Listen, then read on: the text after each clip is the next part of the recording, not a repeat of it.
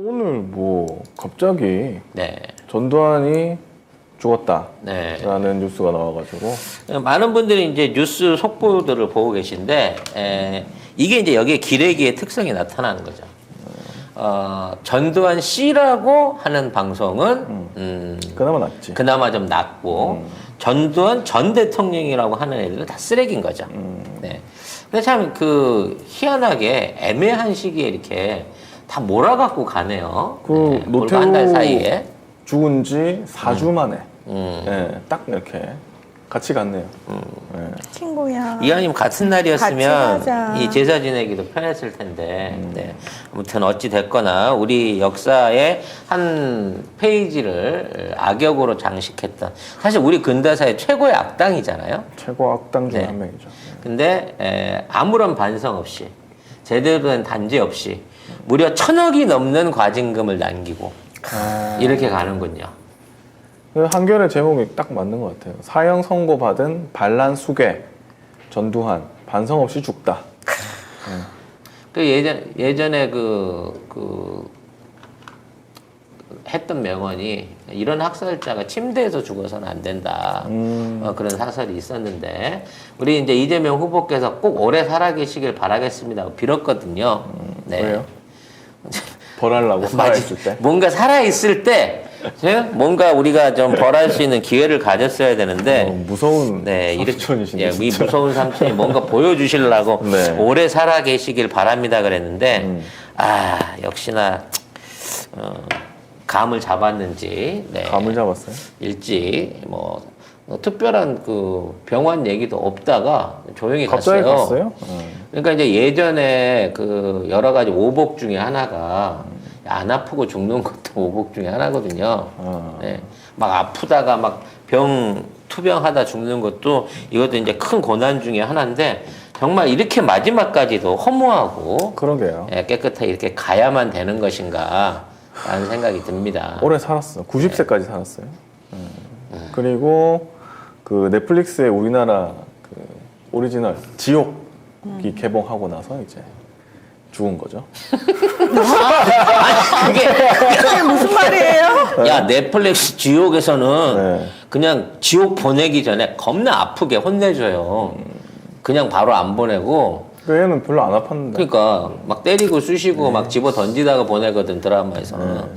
자기 방에서 편안하게 갔다는 점에서 안타까움이 좀 있습니다. 예, 최소한 정말 성의 있는 사과라도 하고 갔으면, 진짜 말로라도 누가 봐도 아닌 것 같은 개사과라도 좀 하고 갔으면 기분이 덜할 텐데, 끝까지 자기 승질대로 할 거 다 하고 그렇게 가는 사람이 생기는군요. 뭐 백혈병도 뭐 알았다는 얘기도 있고, 뭐 그 전에 뭐죠? 치매도 아닌데 골프는 잘 치고 다니고 하던데. 치매 중에 골프를 싱글을 치셨다는. 그렇게 사람을 많이 죽이고 사람을 그렇게 많이 가두고 그렇게 언론을 타답하고 사람들 잡아 족쳤는데도 이렇게 몇 달에 한 번씩 옛 부하들 불러갖고 편안하게 정원에서 가네. 양주 바베큐 파티도 늘 하셨다고. 편안하게 갔어. 네. 하지만 이 사람이 육신적으로는 편하게 갔을지 모르지만, 반드시 역사가 이 사람을 단죄해야 된다는 생각을 갖고, 그렇죠. 그냥 죽은 걸로 끝내지 않는다는 생각을 가져야 될 것 같습니다. 지금 전두환이 세금을 9억이나 체납을 했고요. 그다음에 미납 추징금이 996억입니다. 이거 어떻게 받죠? 못 받는다. 못 봤죠. 지금 살고 있는 집도 경매가 들어갔는데 처남이 다시 사가지고 사러 그리고 준 거거든요. 사실 이게 말이 됩니까? 그러니까. 물론 처남이 벌금을 일부 대신 내줬다고 할 수 있는 걸로 치지만, 사실 처남을 비롯해 자식들이 갖고 있는 수백억대 재산이 다 어떻게 만들어진 거냐고. 그러니까 전두환이 대통령 안 했으면 그게 생겼을 재산일까요? 과연? 그렇죠. 그 나이 또에 물론 뭐 전재국 씨나 이런 사람이 똘똘해갖고 출판사를 잘할 수도 있고, 둘째 아들이 너무나 매력적이게 해서 탤런트가 재혼을 해줄 수도 있겠지만, 그게 아버지의 후광을 가능한 일이냐 이 말이지. 네. 우리가 친일파 재산도 제대로 환수를 못하는 지금 상황에서 전두환까지 이렇게 이제 허무하게 보내고 나중에라도 사후된자를 하려고 하면 반민족 행위자에 대한 처벌법이 다시 한번 제2의 반민특위가 한번 진짜 한번 일어나야 해야 돼요. 되지 않을까라는 생각을 해봅니다. 제2회라고 말씀하셨는데 첫 번째 반민특위가 너무나 얼토당토하는 너무 개사기였죠. 예, 해체당하기도 하고 그랬잖아요. 그러니까 제대로 된 반민특위가 그 표현이 맞네요. 자, 관련된 얘기들은 나중에 이제 정리를 좀 해보고요. 아 이거 저기 이거에 대해서 향 피운 게 아니고요. 네. 가습기는 향천님께서 우리 이제 향 피운 거라고 하죠. 가습기. 이 미녀 아나운서의 피부 보존을 위해서 아우 땡겨가지고 아주 그냥 습기를 좀 호이호이 예, 아유 뿜고 갈라져가지고 있습니다. 쩍쩍 갈라져서 아유. 자, 요건 그냥 간단한 속보로 얘기해보고요. 네. 이제 관련돼서 뭐 유산이라든지 장례 절차라든지 뭐 장례는 이제 늘 말씀드립니다. 그 국가장 안 되지. 국가장 하면 안 되는데 되죠. 또 노태우의 전례가 있어가지고 어떻게 이건 될지 아니에요. 모르겠어요. 이건 그래서 아니지. 아무튼 또 논란이 계속해서 나올 것으로 봐지고요. 또 이걸 정치 공세로 또 야당은 이용하려고 할 겁니다. 그래서 뭐 이런 이재명 부분은 후보는 종을 안 간다 이렇게 얘기를 했습니다. 이 속보를 계속해서 보여줘. 난 그게 좋아. 아닌 건 아닌 거지. 확실하게 하잖아요. 정치 색깔 봐갖고 애매하게 뭐 애매하게 꼭 국립묘지 가서 박정희나 이승만 묘소 한 번씩 들리고 말이야. 이게 마음에도 없이 좋아 보내고 가갖고 조문하고 그런 거 하지 맙시다. 아닌 건 아닌 거지. 그렇죠. 네.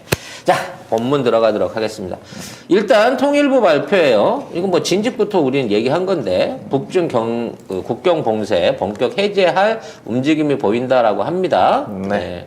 이건 뭐 너무 뒤늦은 얘기 같고요. 우리는 우리가 너무 앞서가. 우리가 너무 우리가 일주일 열흘 전에 한 얘기였고 안 그래도 네. 그 댓글에 뭐 그게 있었는데 뭐 어떤 프로에서 FLNG 이제 하더라. 우리 지난주에 했는데 뭐 그런 얘기도 있었고. 그게 이제 중요한지 인지하라나 보지. 네. 네, 아무튼 그래서 이제 북한 안에서 개방 교역이 이렇게 된다는 거는 그만큼 방역에 어느 정도 자신감 내지는 시스템이 갖춰졌다는 얘기고요. 그 방역을 진행하는 데 있어서 역할을 누가 하고 있다? 우리나라 국정원이 하고 있다라는 얘기까지 저희가 일주일 전에 다 알려드렸었습니다. 그 이종주 통일부 대변인이 이렇게 얘기를 했습니다. 북한이 국경 봉쇄를 완화한다면 남북 간의 협력이나 국제사회 협력 등에도 보다 나은 여건이 조성된다. 관심을 갖고 계속 지켜보고 있다. 이렇게 얘기를 했습니다. 네. 뭐 정기적으로 그 남북 통신 연락망을 통해 가지고 계속해서 매일 정기적 대화가 이루어지고 있는 상황이라고 합니다. 네. 이게 뭐 방역뿐만 아니라 여러 가지 분야에서 남북 교류가 진행되고 있다라고 이해하시면 될 것 같고요. 자, 그와 관련해서 미 국무부의 대북 정책 특별 대표가 조셉 윤이죠. 네. 전 대표입니다. 네. 그 바이든이 오바마보다도 유연하다. 종전선언은 유용한 카드다라고 하는 얘기를 했어요. 네. 우리가 이제 늘 걱정했던 게 트럼프가 가고 나면 트럼프는 그나마 종전 관련해서 또는 북한하고의 대화에 관심이 있었는데 바이든은 쌩까지 않을까라고 생각했는데 저희가 약간 우려를 했었죠. 했었는데 민주당 정권이 예, 다시 들어오니까 미국에. 정권을 바꾼다고 하더라도 북한이 가지고 있는 또는 통일한국이 갖고 있는 떡밥이 너무 큰 거예요. 그러다 보니까 그렇지. 바이든이 오히려 더 트럼프는 사실 저 혼자 먹으려고 그랬어요. 사위만 보냈거든.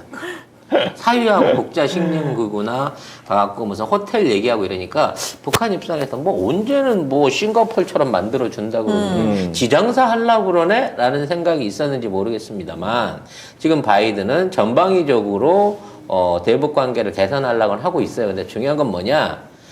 미국이나 일반 기업들이 들어가는 자금 통로를 막았다는 거죠. 이게 미국 기업이나 미국 자본은 안 들어가요. 뭐가 들어간다? 유럽 유태인 자금이 들어간다는 거예요. 영국과 교황청이 본격적으로 들어가서 선점을 하려고 하는 움직임을 보이고 있다는 거죠. 이 얘기는 뭐냐? 돈 되는 길은 이제 쉽게 말해서 트럼프하고 좀 반대 진영에 있는 사람들이 미국 안에서 또는 유럽에 있는 자본들이 남북 경협에 대한 또는 유럽과 연결한 대규모 프로젝트에 대한 헤게모니를 쥐려고 하고 있는 거예요. 큰 돈줄이 된다는 거예요, 정치적으로. 그래서 민주당 입장에서는 이게 단순하게 일회성으로 이벤트로 이걸 하려고 하는 게 아니라 통일 한국과 대한민국과 유럽을 연결하는 거대한 공급망을 통해 가지고 향후 10년, 20년 동안 옛날 이제 그 우리 흔히 하는 말로 그 신자유 시대를 열고 그 무역을 통해 가지고 20년 동안 양털을 밀어버린 게 민주당이잖아요. 그거를 지금 다시 한번 꿈꾸면서 한국과 함께 세계 경제 패권을 차지하려고 하는 장기적인 계획에 들어갔다. 따라서 앞으로의 남북관계 개선은 단순하게 무슨 뭐 내부적인 갈등을 위해서 군사적인 충돌을 위해서 변경될 수 있을 만한 게 아니라 미국 자체도 미국의 민주당 자체도 유태인 자본 자체도 장기적 계획으로 들어오고 있다라고 해석을 해야 된다는 겁니다. 이거는 이제 조셉 윤 전 미국 국무부 대북 정책 특별대표 이분이 우리나라 서울 플라자 호텔에서 열린 국방대 주최 제2회 세계 안보학 대회 기조연설에서 이렇게 얘기를 한 겁니다. 요즘 우리나라에서 대회를 너무 많이 하네요. 그러니까요. 안보 관련해가지고 대회가 진짜 이러니까 마이스 관련된 주식을 사셔야 된다는 거예요. 네. 호텔. 네. 아무튼 미국이 이렇게 꾸준하게 밀겠다라고 하는 태도를 취하고 있는 거고요. 이 기조는 이제 앞으로 계속 될 걸로 보이는데